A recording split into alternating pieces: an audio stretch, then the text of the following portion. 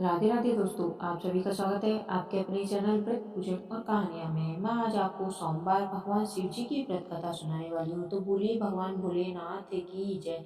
किसी नगर में एक साहूकार रहता था जिसके घर में धन की कोई कमी नहीं थी, लेकिन उसे संतान सुख प्राप्त नहीं हुआ था, जिस कारण वह बहुत परेशान रहता था। पुत्र प्राप्ति की इच्छा से वह हर सोमवार व्रत भी रखता था और पूरी श्रद्धा के साथ शिव मंदिर जाकर भगवान शिव और माता पार्वती की आराधना करता था। उसकी भक्ति भाव से माँ पार्वती प्रसन्न हो गई और भगवान शिव से उस साहूकार की मनोकामना पूर्ण करने का आग्रह करने लगी। पार्वती जी की इच्छा सुनकर भगवान शिव ने कहा, हे पार्वती, इस संसार में हर प्राणी को उसके कर्मों का फल मिलता है और जिसके भाग्य में जो है उसे भोगना पड़ता है। लेकिन पार्वती जी ने साहूकार की भक्ति का मान रखने के लिए उसकी मनोकामना पूर्ण करने के लिए कहा। माता पार्वती के आग्रह पर शिव जी ने साहूकार को पुत्र प्राप्ति का वरदान दिया, लेकिन साथ ही यह भी कहा कि इस बालक की उम्र केवल 12 वर्ष ही होगी। माता पार्वती और भगवान शिव की बातचीत को साहूकार सुन रहा था, जिसे सुनकर न तो उसे कोई खुशी थी और न ही दुख था। वह पहले की तरह ही शिव जी की पूजा करता रहा। कुछ समय के बाद साहूकार को पुत्र की प्राप्ति हुई। तब वह बालक 11 वर्ष का हुआ तो उसे पढ़ने के लिए काशी भेज दिया गया। साहूकार ने पुत्र के मामा को बुलाया, उसे बहुत सारा धन दिया और कहा कि तुम इस बालक को काशी विद्या प्राप्त करने के लिए ले जाओ और मार्ग में यज्ञ कराते जाना। जहाँ भी यज्ञ कराओ वहाँ ब्राह्मणों को भोजन कराकर दक्षिणा देते हुए जाना।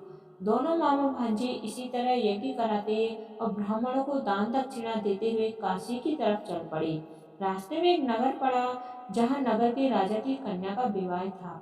लेकिन जिस राजकुमार से उसका विवाह होने वाला था, वह एक आंख से काना था, जिसकी जानकारी लड़की और उसके घर वालों को नहीं थी। राजकुमार के पिता ने अपने पुत्र के काना होने की बात को छुपाने के लिए एक चाल सोची।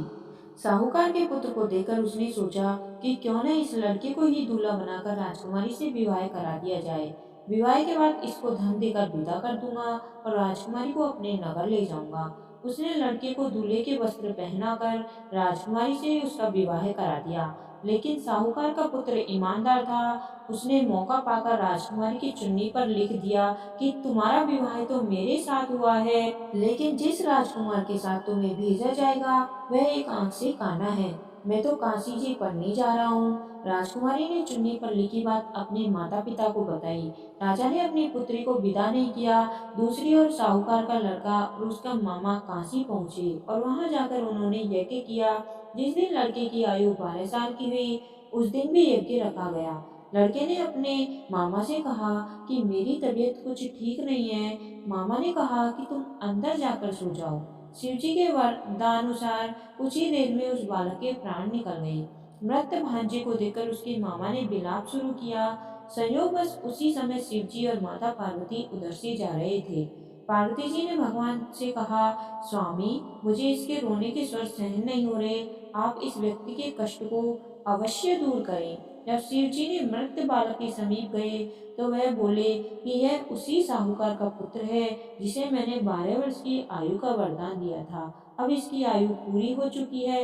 लेकिन मातृ भाव से विभोर माता पार्वती ने कहा, हे महादेव, आप इस बालक को और आयु देने की कृपा करें, अन्यथा इसके वियोग से इसके माता पिता भी तड़प तड़प कर मर जाएंगे।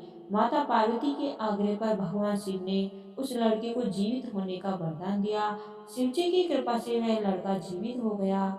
शिक्षा समाप्त करके लड़का मामा के साथ अपने नगर की ओर चल दिया। दोनों चलते हुए उसी नगर में पहुंचे जहां उसका विवाह हुआ था। उस नगर में भी उन्होंने यज्ञ का आयोजन किया। उस लड़के के ससुर ने उसे पहचान लिया और महल में ले जाकर उसकी खातिरदारी की और अपनी पुत्री को विदा किया। इधर साहूकार और उसकी पत्नी भूखे प्यासे रहकर बेटे के आने की प्रतीक्षा कर रहे थे। दोनों ने प्रण लिया था कि यदि उन्हें अपने बेटे की मृत्यु का समाचार मिला तो वह भी अपना शरीर त्याग देंगे। परंतु अपने बेटे के जीवित होने की बात सुनकर वह बेहद प्रसन्न हुए। उसी रात भगवान शिव ने व्यापारी के सपने में आकर कहा, मैंने तेरे सोमवार के व्रत करने और व्रत कथा सुनने से प्रसन्न होकर तेरे पुत्र को लंबी आयु प्रदान कर रहा हूँ। इसी प्रकार जो कोई सोमवार व्रत कथा करता है या कथा सुनता है, उसके सभी दुख दूर होते हैं। तो बोलिए भगवान भोलेनाथ की जय। कहानी सुनने वाले और सुनाने वाले सभी का भला हो, आपकी सभी मनोकामनाएं पूर्ण हो। अगर आपको मेरी ये व्रत कथा अच्छी लगी हो तो आपके अपने चैनल को लाइक करें, सब्सक्राइब करें और कमेंट में जय भोलेनाथ अवश्य लिखें। धन्यवाद। आपका दिन शुभ हो।